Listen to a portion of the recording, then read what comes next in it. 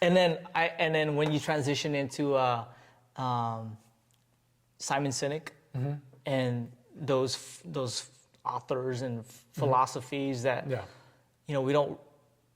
we don't really learn unless you go and find it. Right. Like you're not gonna just no one's just gonna tell you that. You gotta go seek it and then find a way to implement it in your life. Well, like I'm sure it stood out to you because you've been practicing it and implementing it in your life, and that's how you've been able to be successful. Well, yes. So I think entrepreneurship at the core level is you just have to be consistent and you have to be willing to go through painful moments. And the painful moments, like you just said, are learning, right? Yeah. And what I mean by that is like you're constantly, like it is the most rapid fire learning you'll ever do in your life as an entrepreneur, as a solo entrepreneur. Yeah. Because you are constantly feeling like I have to figure out how I can stay alive. That's crazy. So Simon Sinek also talks about the infinite game. Oh, I like that one. Yes. That's a good book. Great book. So business is an infinite game. Yeah. You are constantly changing your tactics, changing your sales, changing your operations, always learning maneuvering. Like, it's a military thing too. Exactly. So that's the other cool. That's why people like military entrepreneurs, because they're like, hey, how can I adapt to what's going on? Yeah. Obviously, you have certain principles you want to stick to and say like, this is what I'm going to continue to do. But you have to change. You have to adapt to the environment that you're in. And I think I'd love for you to tell who you are, what your business is, and who you're going, what customers you're trying to help the most. So go for it. So absolutely. So my name is Eric Arzaga. I'm a Army veteran, West Point grad, filmmaker, and a real estate agent out here in Los Angeles. So I'm focused on filmmaking right now, and my target market is businesses, business owners, nonprofit organizations that are struggling with their recruiting, the hiring process, where there's a lot of top candidates out there, especially military veterans.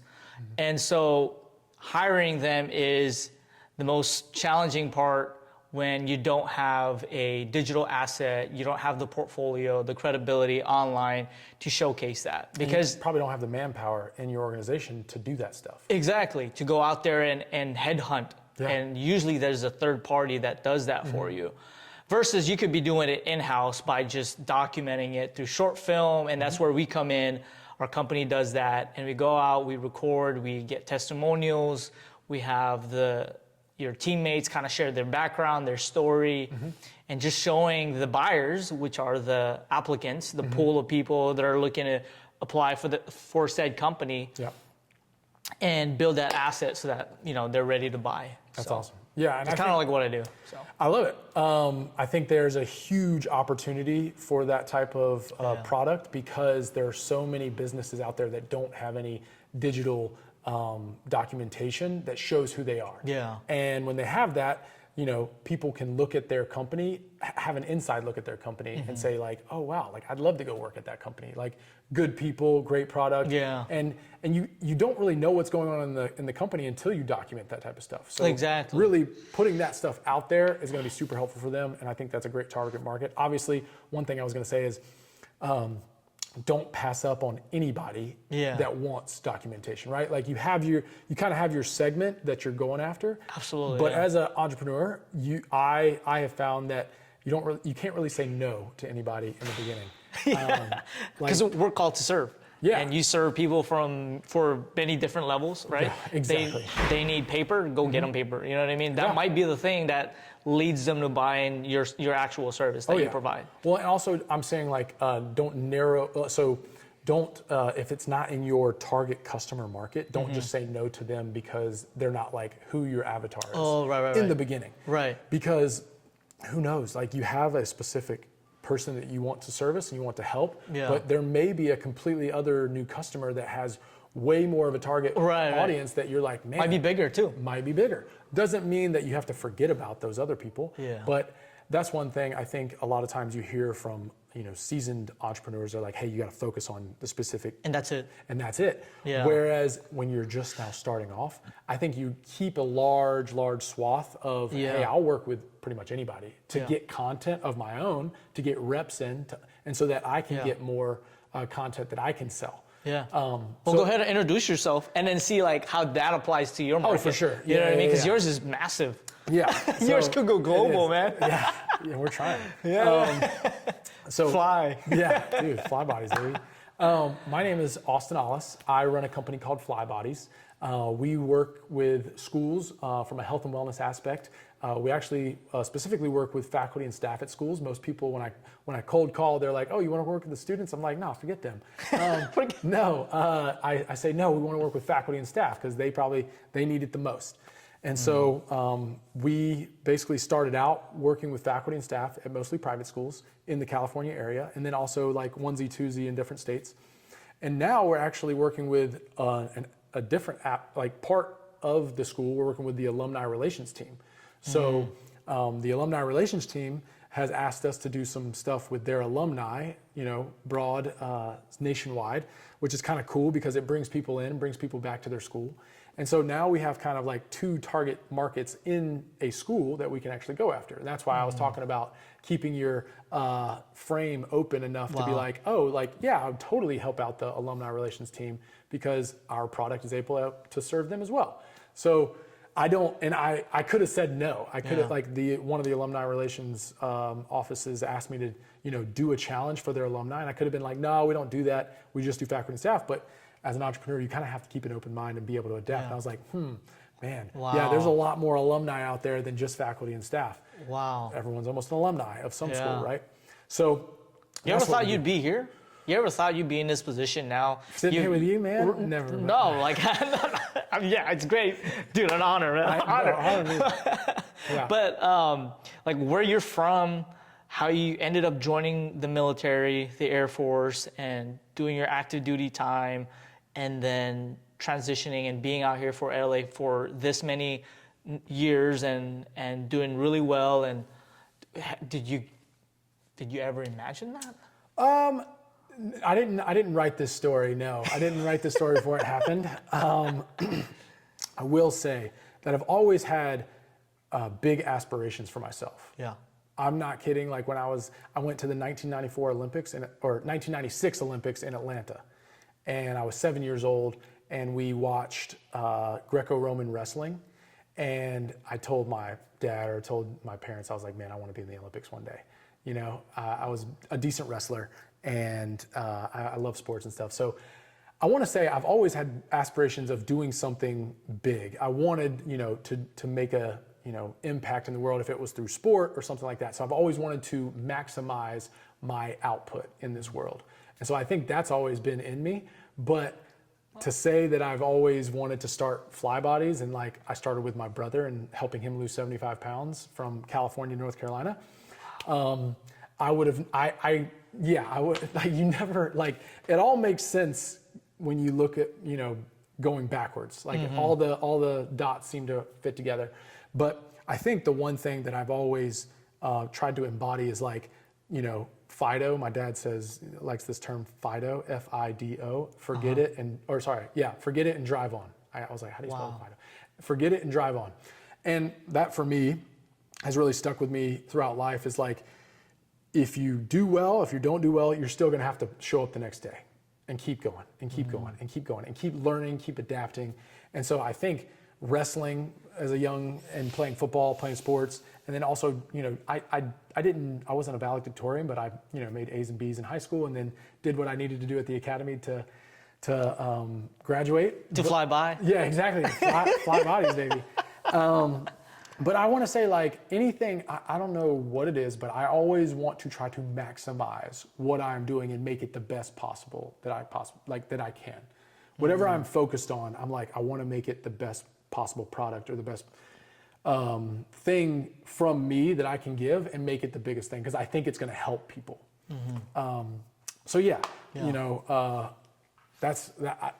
That has always been in me. And now I translate that to Fly Bodies because I'm like, man, I believe our products are super helpful to get people back to moving and back in shape again. Yeah. Because a lot of our main product is a mileage challenge and then a mileage club. Yeah. And so people don't realize that in today's world, we just don't move enough usually. We're stuck at our desks. We're stuck seated, or we're stuck, seated at the couch or All day. All day.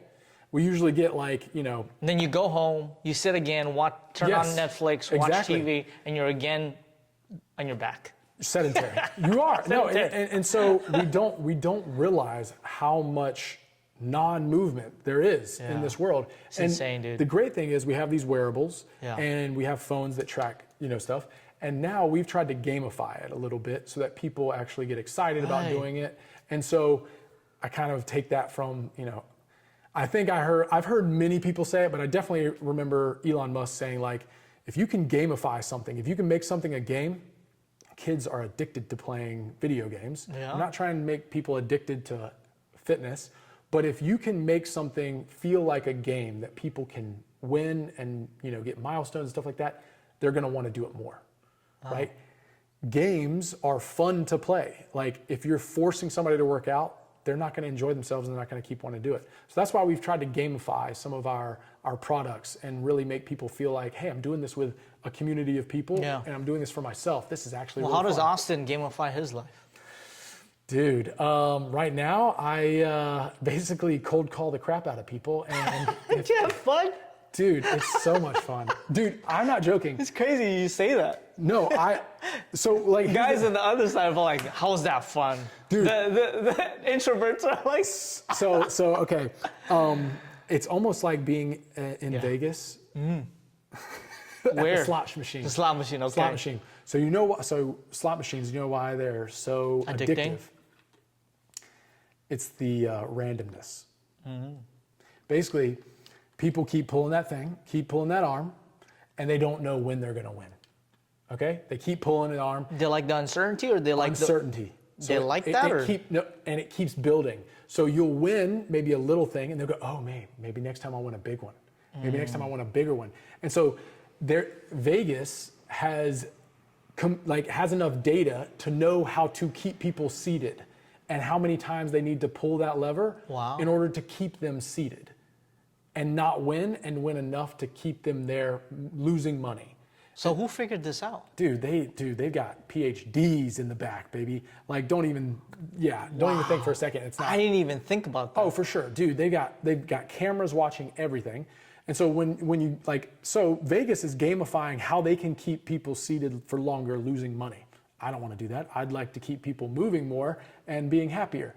So the way I gamify, the reason why I brought up the slot machine is because how I gamify the whole sales calls and cold calls is I have spreadsheets after spreadsheets after spreadsheets of the people I've called, and I have written out my scripts. I know what works for people as an intro, as to keep them on the phone, to explain my product.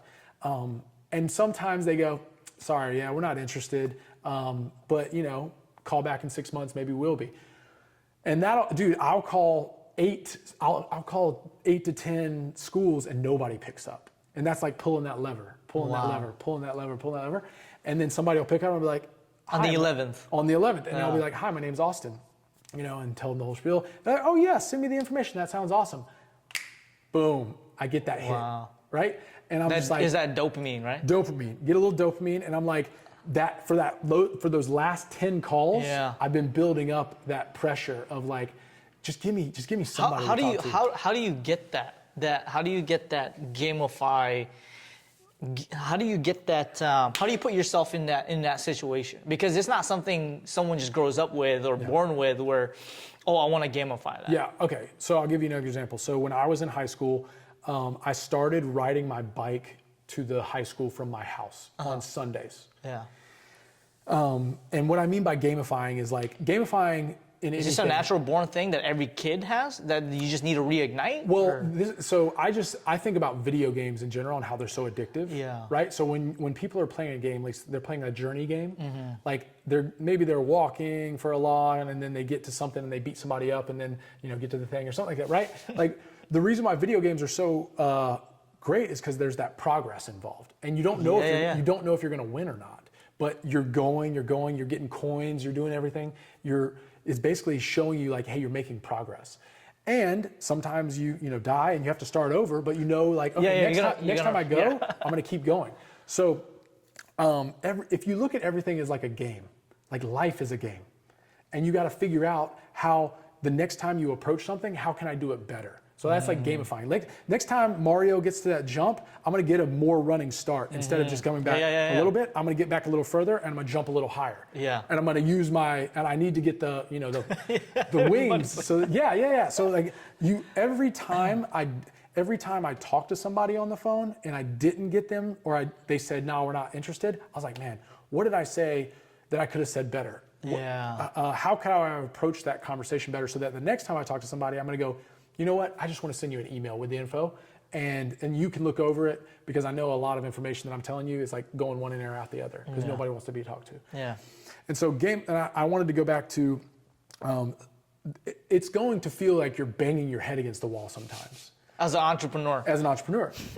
But you have to realize sometimes it feels like you're banging your head against the wall if you're not making any adaptations to what you're doing. Like sometimes you do have to bang your head against the wall to see if your head will go through the wall. Because sometimes it's just, foam. Sometimes you just need to bang a little harder and it will go through. There are occasions where what you're doing is right. You just have to find the right customer. Say it in a way that somebody says like, oh, maybe that makes sense, right? It's not always, you don't always have to change up everything.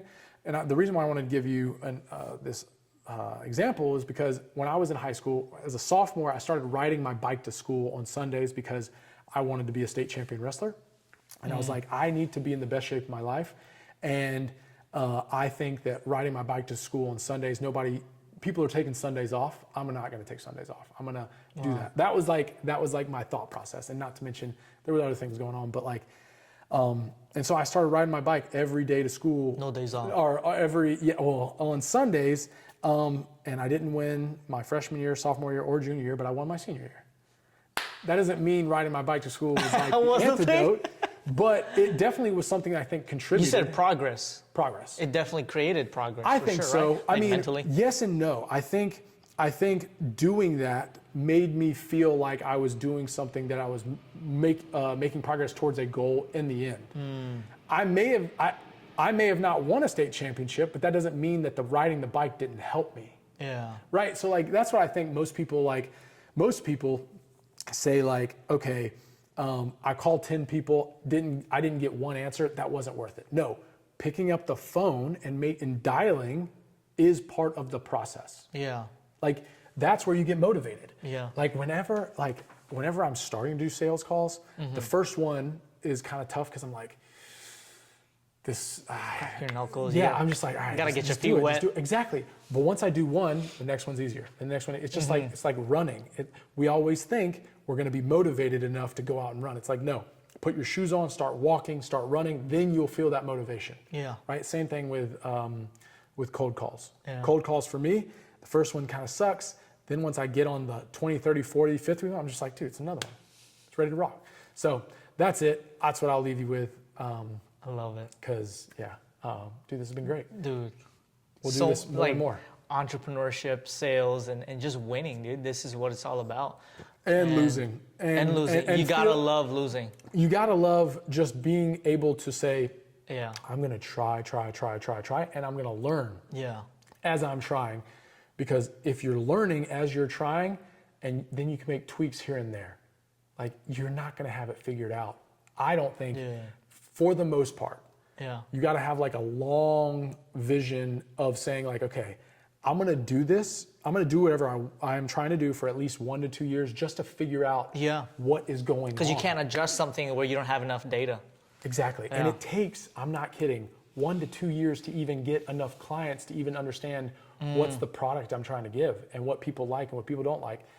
And then I would say around year 3, 4, I mean, I know not everybody has a long runway like that, but around like year 3 or 4, you start to get in a groove. If you start to get, you've been adapting the whole time. And so I'm in year pretty much 5 right now with full time.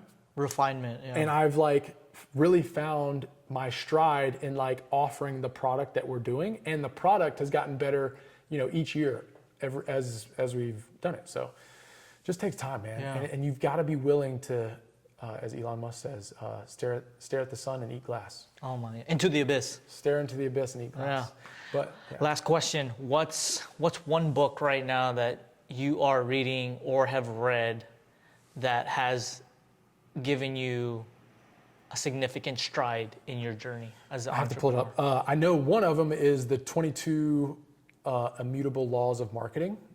That's what I'm reading right now, or I'm listening to on. Who's that one by? That's a good question. I don't know. Let me pull it up. I don't want to get it Laws wrong, of but Marketing. the 22 Immutable Laws of Marketing.